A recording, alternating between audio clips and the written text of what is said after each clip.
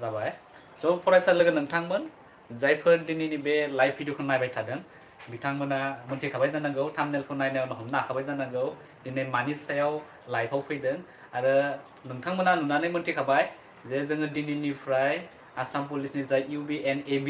नि जा नटिफिकेसन फोसावनाय बे नटिफिकेसननि मुङाव जोङो भिडिअखौ बानायनो नागिरदों आरो बे हिसाबैनो नोंथांमोना जोंनि चेनेलनि गेजेरजों आसाम पुलिसनि UB आरो AB आव रिटेन एग्जामनि प्रिपारेसननि थाखाय नोंथांमोना थियारि जानो हागोन दा गिबियावनो जोङो रिटेन एग्जामखौ सोलोंनायनि सिगाङावनो नोंथांमोना एग्जामनि पेटार्न बेफोरखौ मोनथिनांगोन आरो बेखौ जोङो नैबे लाइभ भिडिअनि गेजेरजों नोंथांमोननो एसे बुंनो नागिरदों दा गिबियाव आसाम पुलिस कनस्टेबल रिक्वायरमेन्ट बेवहाय गासै पस्टआ दङ टोटेल नाम्बार अफ पस्टआ दङ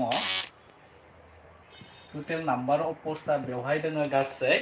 बेवहाय 705 दङ बे 705आ जाबाय बेयाव UB थामहिनबा आर्म ब्रान्चआव बेयाव दङ आरो बिनिनो 1429 पस्टआ जाहैबाय बेयो जाहैबाय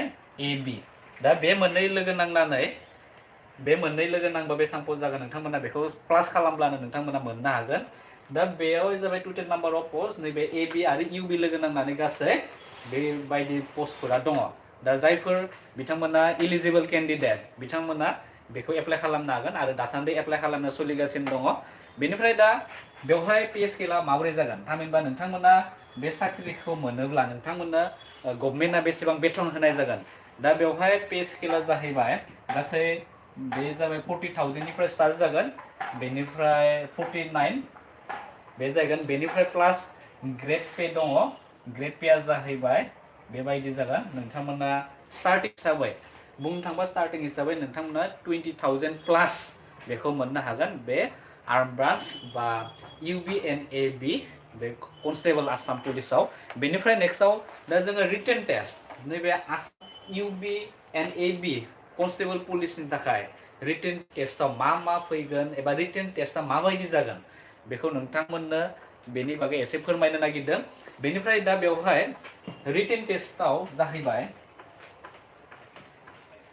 बेवहाय रिटेन टेस्टआव जागोन गासै नाम्बार अफ कुइसना जाहैबाय total number of question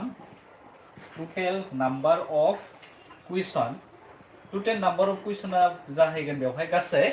total number of कुइसना जाबाय गासै 45 आरो थांखांनाय जा आसाम पुलिसनि जा कनस्टेबल ओंखारनाय थांखांनाय नटिफिकेसन बेफोरो गासै 50टा कुइसन फायमोन नाथाय नैबे जा 2021 नि नटिफिकेसन ओंखारनाय बेवहाय गासै 45 ल'सो फैगोन बेनिफ्राय नेक्स्टआव बेवहाय दङ दा कुइसननि टाइपआ जाहैगोन कुइसननि टाइप नोंथांमोना बयबो मिथिखागौ बे जाहैबाय MCQ टाइपनि जागोन बेवहाय MCQ नि ओंथिया जाबाय माल्टिपल चॉइस कुइसन मोनसे कुइसन होनाय थागोन आरो बे कुइसनाव मोनब्रै अपशनफोर थागोन आरो बे अपशन बायदियै नोंथांमोना बबे राइट एन्सार बेखौ नोंथांमोना होनो नांगोन बेनिफ्राय बेवहाय नेगेटिभ मार्किं सोङोबा नेगेटिभ मार्किं बेवहाय जेबो होनाय गैया देयर इज नो नेगेटिभ मार्किं बेवहाय जेबो होनाय गैया नेगेटिभ मार्किं थांखांनाय पेपारफोराव नेगेटिभ मार्किं होनाय दंमोन नाथाय नैबे 2021 नि जा आसाम कनस्टेबलनि नटिफिकेसन बेवहाय जेबो नेगेटिभ मार्किं होनाय गैया बेनिफ्राय बेवहाय डिउरेसन अफ दा एग्जाम बे डिउरेसना जाहैबाय गासै 90 मिनिट्स बेवहाय गासै नोंथांमोना थामहिनबा 1 घन्टा 30 मिनिट नोंथांमोना लिरनो नांगोन बे 45 कुइसनखौ आरो बेवहाय नैबे 45 कुइसन जागोन आरो टोटेल मार्कआबो जाहैगोन टोटेल मार्कआ जाहैगोन गासै 45 मार्क्स गासैबो मोनसे सोंलुआव 1 मार्क्स आरो बिदिनो 45 कुइसननि थाखाय 45 मार्क्स नोंथांमोना जुदि राइट एन्सार होनो हायोबा 45 मार्क्सखौ मोननो हागोन बेनिफ्राय दा नैबे रिटेन एग्जाम जोङो दा बेखौ नायबाय माबोरै फैगोन कुइसननि रोखोमा माबायदि जागोन दा रिटेन एग्जामाव माबायदि सिलेबासफोरखौ होनाय जादों बेनि बागै नोंथांमोननो एसे फोरमायनि बेवहाय रिटेन एग्जाम सिलेबासा जाहैबाय रिटेन एग्जाम सिलेबास बेवहाय रिटेन एग्जामनि सिलेबासा बेबायदि जाहैगोन इलिमेन्टारि एरिथमेटिक दङ बेवहाय इलिमेन्टारि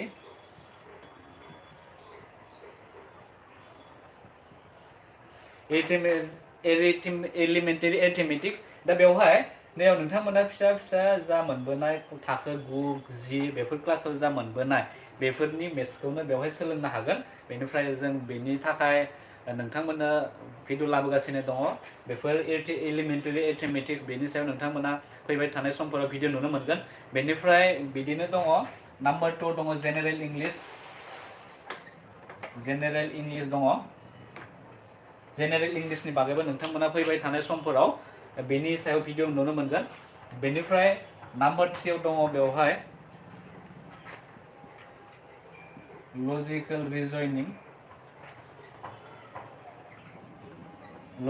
रिजनिं आरो बेवहाय दङ मेन्टेल एबिलिटि दा बेवहाय लजिकल रिजनिंनि बागैबो नोंथांमोना बेनि बागै भिडिअ नुनो मोनगोन बा लजिकल रिजनिं बा मेन्टेल एबिलिटि जों बुंनो हायो बेवहाय लजिकल रिजनिंआव नोंथांमोना सोलोंनो हागोन बेनि बागै मोजाङै भिडिअफोरखौ मोननो हागोन फैबाय थानाय समफोराव बेनिफ्राय आरो नाम्बार 4 आव दङ आसाम हिस्ट्रिनि सायाव मोनगोन आसाम हिस्ट्रि बेनिफ्राय बिदिनो दङ जिउग्राफि बेनिफ्राय पलिटि एन्ड इक'नमि दा बेवहाय नोंथांमोना नायनो नांगोन जे बे रिटेन टेस्टनि सिलेबास हिसाबै आसाम हिस्ट्रिखौ नोंथांमोना नायनांगोन आसाम हिस्ट्रिनि बागै नोंथांमोना फैबाय थानाय समफोराव बेनि बागै भिडिअ मोननो हागोन जिउग्राफिनि सोमोन्दै पलिटिनि सोमोन्दै बेनिफ्राय इक'नमि बेनिफ्राय नेक्स्टआव 5 नाम्बाराव दङ 5 नाम्बारा जाहैबाय बेवहाय जेनेरेल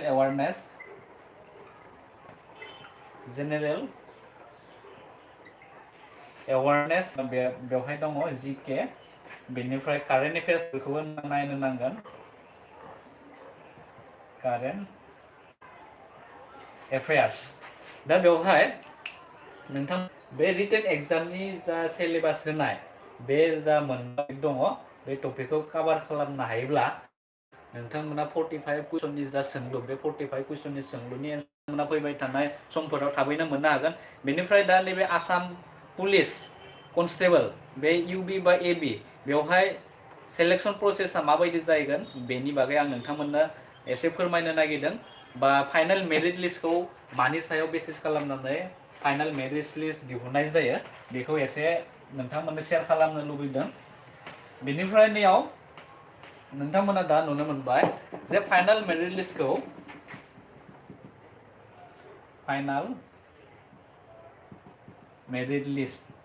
दा फाइनाल मेरिट लिस्ट हिसाबै बेवहाय नाम्बार 1 आव दङ नाम्बार 1 आव बेवहाय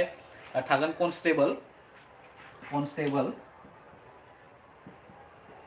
कनस्टेबल बेवहाय यूबीआनो जा बा एबीआनो जा आरो बेवहाय बट बेवहाय दङ मेल और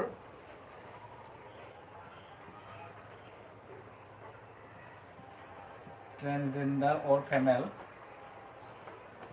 बे गासैनिबो बा बेवहाय थागोन बेवहाय नाम्बार 1 हिसाबै कनस्टेबल यूबी एबी बट मेल एंड ट्रान्सजेंडर और फेमेलनि थाखाय बेवहाय नाम्बार ए आव दङ बेवहाय नाम्बार ए हिसाबै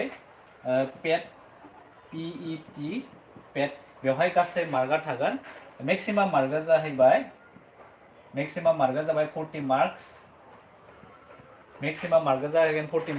दा पेट हिसाबै नोंथांमोना मोनथिखाबाय बेवहाय फिजिकल इफिशियेन्सि टेस्ट जायो आरो बे फिजिकल इफिशियेन्सि टेस्टआव नोंथांमोना बेसेबां खारनो हायो मोनसे बेवहाय रानिं टेस्ट जाहैगोन प्लास बेवहाय लं जाम्प जाहैगोन लं जाम्प आरो बे खारनाय जाहैगोन बे लं जाम्प आरो खारनायखौनो बेवहाय फिजिकल इफिशियेन्सि टेस्ट जायो बेवहाय गासै 40 मार्क्स दङ आरो बे 40 मार्क्सखौ नोंथांमोना माब्रै मोननो हागोन जुदि नोंथांमोना खारनायखौ जुदि 14 नि सिगाङाव बा 14 मिनिटनि गेजेराव खारनो हायोबा नोंथांमोना फुल मार्क्सखौ मोननो हागोन बेनिफ्राय बिदिनो लं जाम्पफोरबो होनाय दङ आरो नटिफिकेसनफोर भिडिअनि डिसक्रिपसनाव मोननो हागोन बेवहाय नोंथांमोना थांनानै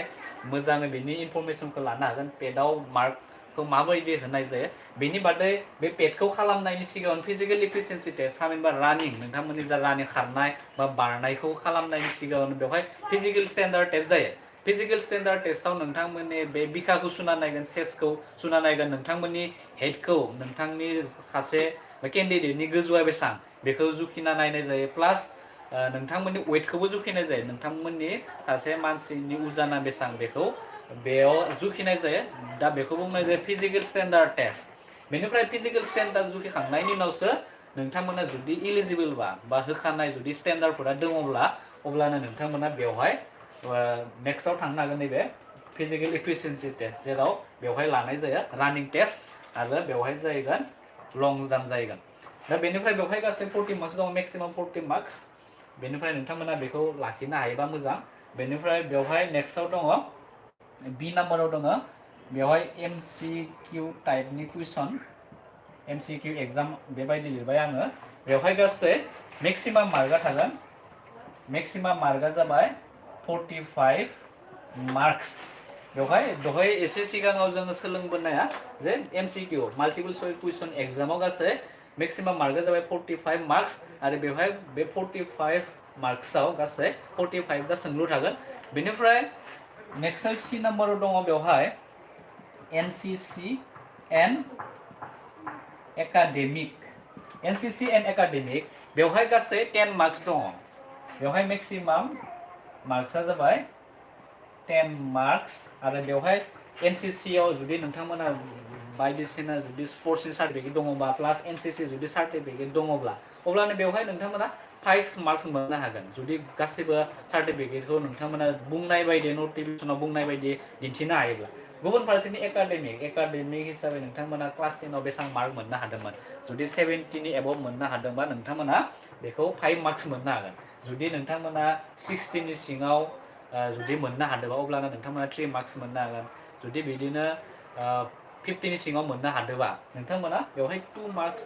बेबायदि दङ स' नोंथांमोना बेखौ नटिफिकेसनाव थांनानै बेखौ एसे नायनानै लानो हायो बेनिफ्राय नेक्स्टआव फैबाय नाम्बार D आव दङ oral एन्ड बे जाहैबाय भाइभा भइस बेयाव गासै दङ मेक्सिमाम मार्कआ 5 मार्क्स दा बेवहाय oral एन्ड भाइभा भइस नोंथांमोनखौ बेवहाय माबा मोनसे सोंलु सोंनो हागौ जाय इन्टारभिउ लागोन इन्टारभिउआर बेफोर सोंलु सोंगोन बा बेनि बांद्राय कुइसन सोंनाय नङा बा मेक्सिमाम 5 कुइसन बिदि सोंनो हानाय बेनिफ्राय दा बे सिगांनि नटिफिकेसनफोराव गैयामोन रिसेन्टलि बेखौ एड खालामना होनाय जादों बे नटिफिकेसनाव oral एन्ड भाइभा भइस बेवहाय गासै 5 मार्क्स थागोन आरो बे गासैखौबो जेब्ला जोङो नाजाबनाय जायो टटेल मार्क्सआ बे जाहैबाय गासै 100 मार्क्स जाहैगोन गासै मार्क्सआ जाबाय 100 मार्क्स दा बेनिनो नैबे चेनेलनि गेजेरजों नोंथांमोना अनलि रिटेन एग्जामनि थाखाय माबोरै थियारि खालामनो नांगौ बेनि बागै नोंथांमोना मोनथिनो हागौ गुबुन फारसेथिं नोंथांमोना नैबे फिजिकेल इफिसियेन्सि टेस्टखौ पास जानो थाखाय नोंथांमोना सानफ्रोमबो बे साननैसोआ खारनाय एसे हुदा खालाम फुङाव सिखारनानै खारनाय हुदा खालाम प्लास नोंथांमोना बे खारनायखौ हायोब्लानो उननि जा स्टेज बा रिटेन टेस्ट बेखौ नोंथांमोना गोरलैनो क्वालिफाइ खालामनो हागोन आरो बांद्राय गोरा फैनाय नङा कनस्टेबल हिसाबै थांखांनाय पेपारफोरखौ जोङो नायब्ला मोनथिनो मोनो जे कनस्टेबलाव बांद्राय कुइसन फैया बेसिक जुदि आइडिया दंखायोबा नोंथांमोना गोरलैनो क्वालिफाइ जानो हागोन दा बे जाहैबाय constable UBAB both male and ट्रेन्सजेन्डार female दा बेफोराव बबेयाव बेसेबां मार्क होनाय दं नोंथांमोना नुनो मोनबाय बेनिफ्राय बिदिनो दङ आरो बेवहाय AB नि थाखाय एक्सट्रा बेवहाय होबावनाय दङ बेवहाय नाम्बार 2 बेवहाय नैयाव नाम्बार 2 हिसाबै नोंथांमोना बेवहाय UB नि थाखाय आरो एक्सट्रायै बेबायदि होनाय दङ AB नि थाखाय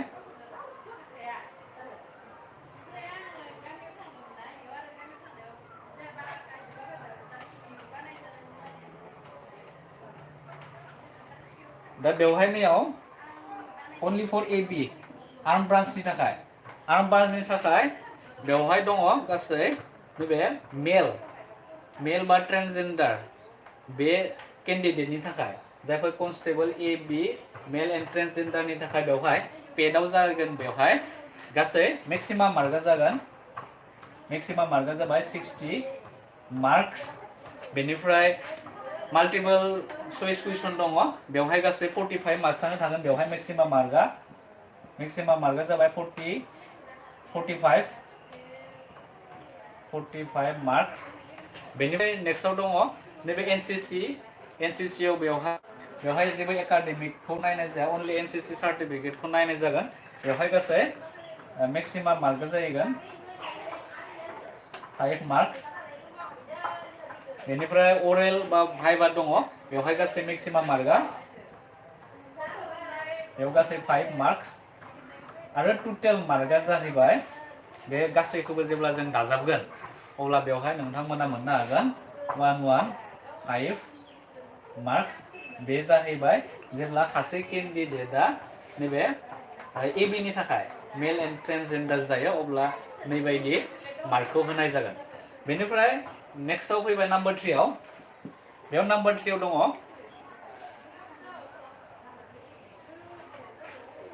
कन्स्टेबल फर एबी बे जायगोन अनलि फेमेल केन्डिडेटनि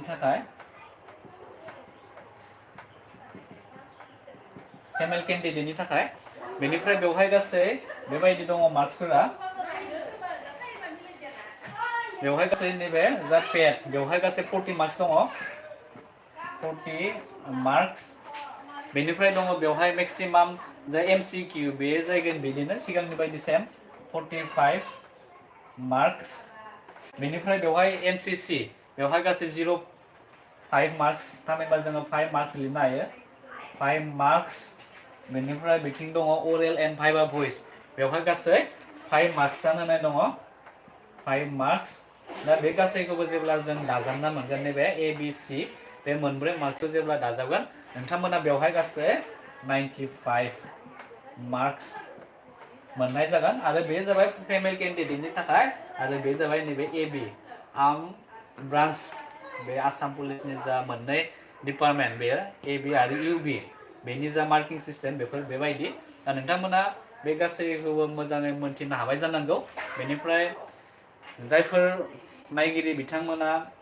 बेखौ खालामनो नागिरदों बा प्रिपारेसन खालामनो नागिरदों नोंथांमोना मोजाङै खालाम बेनिफ्राय फैबाय थानाय समफोराव नोंथांमोना बे चेनेलावनो बेनि एबी आरो यूबी आसाम पुलिसनि जा रिटेन टेस्टआव जा सिलेबास होनाय दं बे सिलेबास बायदि नोंथांमोना भिडिअफोरखौ मोननो हागोन स' गोदान मोनसे भिडिअ नोंथांमोन गासैखौबो लोगो मोनफिनगोन thank you for watching bye bye